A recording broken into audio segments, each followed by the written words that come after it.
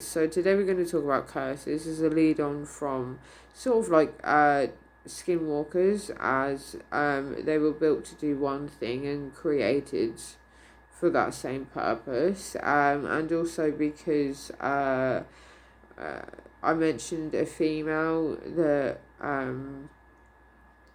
she had major sleep paralysis with the old hag, and they had tried everything, and it was only the shamanic intervention which enabled her to be released of that curse.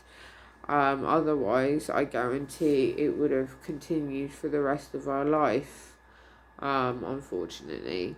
But anyway, I wanted to also talk about curses because I think, again, with curses, they are more of a taboo subject, and a lot of people don't really realize the kind of, how should I put it, the different dynamics that can occur within our world. And they are to be taken seriously. And that is something that I say with a really, really heavy hand, because anyone that says to you, that threatens you with a curse, you do want to pay attention to, because generally speaking, when someone threatens you, they would never threaten you with a curse. 9 times out of 10, it might be some physical um, kind of demeanor, or with verbal or something else. But generally speaking, a lot of people don't threaten people with curses, but when they do, it's something that you never want to happen. So curses are a real thing. It's also related, or can be related, to haunted objects, cursed objects. They're like the Divik box. There was, I don't know, I think what is it called? It's a true story. It's a film. It's not Along Came the Devil. It's another one that's similar to it, where a father buys his child a Divik box, but obviously at the time they didn't know it was a Divik box. But she was attracted to it at a garage kind of sale. So she had found this Divik box, and he bought it for her, and then things started to happen, to which then she became possessed, and bad things are happening left, right and centre, just because of a little Divik box. And a Divik box, if some of you aren't aware, is something that carries something evil within it, that's actually been trapped in the box for a reason. So things like that people think don't happen, they do happen. Obviously it's not very often that maybe you might come across artifacts like that, but it does happen. And a lot of people that do have, especially in America, like with Native Americans, to do with their burial grounds, and obviously places that were taken away from them. They carried a lot of revenge in their hearts because of how they were treated by us. And generally speaking, they had every right to be angry. So curses begun, and curses are a negative thing from the get-go. They're not, like I say, ever to be taken lightly. Once you gain a curse, which could be from a shaman, it could be from a voodoo priestess or voodooist, it could be from someone that is a witch of some kind. But generally speaking, with things like that, you really don't want to piss anyone off that you potentially could know that could do these things to you. And I say that because they are not easy to get rid of. And Ed and Lorraine Warren, which I'm sure many of you know, I have great respect for them actually. Over the years, they've come across many cursed objects, and with each case that they've done, and if there was a cursed object, they've removed it. And what they do is they now store within their home all these different cursed objects, and it's mad, absolutely mad. There's probably hundreds that they have, which is potentially very nerve-wracking, to be honest with you, pure and simply because you think, how is it possible for them to have all these objects within their home? It would be very, very dangerous for them. But they keep it maintained in a specific way, and they keep the objects blessed. Like, for example, as you've probably heard of also, Annabelle. Annabelle is in fact a real cursed object. There are people that do put curses on specific objects in order to achieve their kind of goal. But so you really, really need to be on people's good side in these instances, because once a curse is placed upon yourself, it is potentially almost impossible to get rid of. And the only way a curse can be broken, usually, it's because the individual that created it. So the only way to get rid of it is to go to that individual that created the curse in the first place, and potentially discuss them undoing the curse. So it's not a good thing. I can give you an instance of, there was a female that ran a particular building within a company, so she ran all the staff and whatnot, and she was the boss, and there was a particular staff member which I think was a handyman, and she had asked him to do duties which weren't within his job line. So she had asked him to do cleaning, I think, of some sort, and he said, well, that's not my job. And she said, well, I don't particularly care, I'm asking you to go and to do this. And I think this may have also been because they were short staffed. But so what happened then, he had obviously, they'd argued backward and forward, and then he said, you know what, I'm gonna curse you and you better watch your fucking back, basically.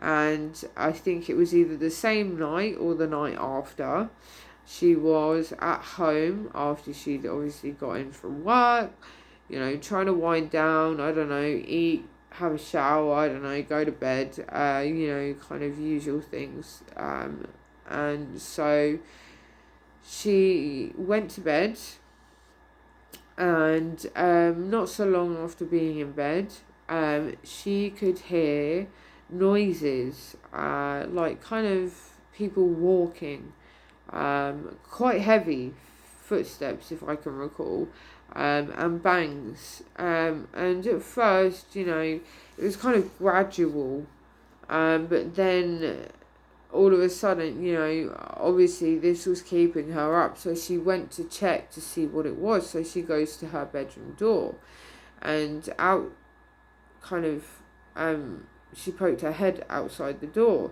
and she couldn't see anything. But as she kind of went further out the door, she had like a landing which went like straight across her, and obviously opposite her was the banister. So to her left was, if she walked all the way to the end and turned and went down, there'd be the steps. So from that way, she looked, and she saw something coming at her, literally charging for her, to which then she ran into the bedroom, closed the door, and hid under the cover. Now, it started that way, and it got more aggressive, to the point that it would kind of do all the things I've just said, but then it would come to our bedroom door, and things like that. And from that moment, she literally had this continually. This did not stop. And it was every night, all the time, for a long time, and potentially when she was talking and even discussing this and explaining, this is what happened to me, this is my story, at that moment, she actually turned around and said, this is still happening to me as we speak. And she said, I have tried everything to get rid of this, and nothing works. And you kind of look at her and you feel sorry, you really do, for her, because it was kind of similar, but to the one I was speaking about earlier, with the shamanic intervention. But she realised, because she went to, like a medium or whatever, and they had told her that this is what is going on. You have a curse on you. So she realised in that moment that actually, that co-worker that she told rudely to go and do this, and didn't give him the respect really that he deserved, that potentially she did deserve to have that. But I'm not saying that she deserved to be cursed, but what she did wasn't very nice, but a curse is quite a hard thing to bear for the rest of your days. So this woman could not even get in contact with this guy, because as soon as kind of they'd had the argument and he said, I'm gonna curse you, you wait, he left and he disappeared. So she was stuck, so there was nothing that she could do, and like I say, the only way would have been for her to contact the person themselves to get the curse lifted. And even so, that's a hard task to master, because, for example, if it was him that did it, do you really think he's gonna say, oh yeah, sure, okay, I'm gonna lift this curse off you? No, he's not. Because he was the one that did it in the first place for a reason, so I'm not saying it's justified, but at the same time, yeah, so it's ironic. So this is, I guess, what you could say, a life's lesson, and that's why I say that everything happens for a reason, because, life is actually a very fragile thing, and, I treat people the way I want to be treated. And you know what? It's not hard to be respectful. It really isn't. It's easy. It's not like it causes you pain, especially like with please and thank you and being polite like that. That's not gonna hurt you. You know what I mean? So all of these things have a lesson behind them. Some of you may not kind of look at it like that. But this is why, like I say, I discuss these topics, merely because, I want people to have more of an open mind, because these things, whether you believe in them or not, people come across these things as skeptics. You can have the world's biggest skeptic on your hands, and it takes one incident accidentally in passing to happen, and boom, that's it for them. They're like, oh shit, this is actually real. This is something I can't even explain away. So curses are a very, very real thing. And cursed objects like the Dybbuk box and Annabelle, they are also things to be taken very seriously. Because they are, if you will, plagued by something that is evil. And it's not things that you want to mess with. Voodoo is, like I say, a very powerful thing. Black magic will be another way that curses can be made. But shamans, especially, they are even more harder to get rid of. That's why skinwalkers are what they are. They are very, very powerful. And they're very fascinating, actually. As much as they are scary, they are absolutely fucking fascinating. Because of the things that they are capable of doing. So they are not just an entity, they are not, just a formation. They are more than that. They are more than that. They can morph into any animal they want to. You know what I mean? They can do things that not every kind of specific individual entity can actually do. That's why I find them fascinating. There's been a few films actually about skinwalkers, like I don't know if any of you've seen the Skinwalker Ranch. That's nuts. Absolutely nuts. It's not nice. A child was abducted, potentially by something evil, or aliens. They're not entirely sure, from that area. But anyway, so these are things that you don't want to mess with, because it's not going to be easy. Even if you can find out who placed that curse, like I say, do you know what I mean?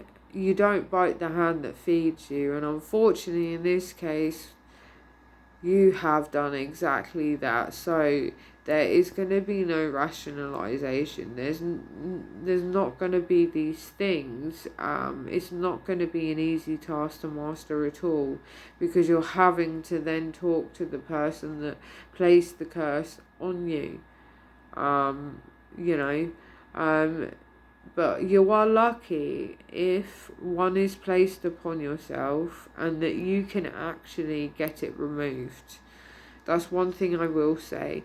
It was then meant to be removed, not just placed upon you, because it means that you've learnt the lesson you've learnt. And, I guess to the individuals will depend on kind of if they feel that you've learnt the lesson that you needed to learn. So, bearing that in mind, I hope this has sort of helped you out a little. But curses, yeah, they are very real. And when they hit you, it's absolutely devastating to your life, because it can ruin your life. Literally everything you do is negative. That's what will happen. It will just feed and take everything from that's in your life. It will take all the nutrients, all the good stuff, and you'll just be left with pure insanity and torment. And that's exactly what a curse is built to do, is to torment. So you got to think, when you're behaving the way you do, is it reasonable? Is it rational? Is it worth it? I don't know. You tell me. Is it worth it? So that's why, respecting one another is very, very important. Because you don't want to piss off the wrong person anyway, you know what I mean? Because there are people out there who'll just hit you in the face. Or do something physical like that, So I guess there's a life lesson with this video too. So hopefully that has given you a little bit of a better understanding of curses.